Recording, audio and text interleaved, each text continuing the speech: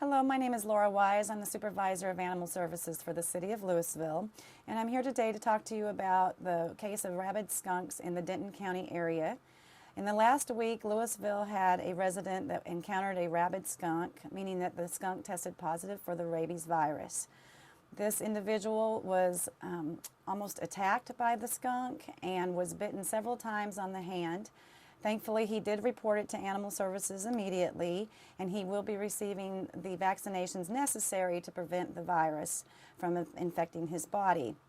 It is incredibly important that if you or a resident of your family household or a family pet encounters any type of wildlife in our city or elsewhere, that it is reported to Animal Services immediately. Wildlife in the state of Texas can be carrying rabies at any time. In the Denton County area, we are known for having a higher volume of rabid skunks and possibly rabid bats. So it is incredibly important to report that to Animal Services if you should have any encounter or if your pet should have any encounter. We have found that Denton County had 25 reported cases of rabid skunks in the state last year. Already this year, including Lewisville's case, we've had 10 rabid skunks reported. It is important, again, that if anybody sees some animal acting erratically, possibly wandering unsteadily along the road, anything that normally would be running from you suddenly comes towards you, anything that is not where it needs to be and as a normal behavior of a wildlife animal is reported to us. If you can landmark the location, if you can give us any type of information regarding who you saw encounter the animal or a pet that may have encountered the animal, we would like to know immediately. Rabies is a fatal zoonotic disease. That means there is no cure, there is only prevention.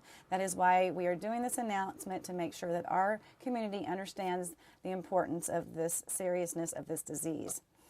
Zoonotic means that a disease can be transmitted from an animal to a human.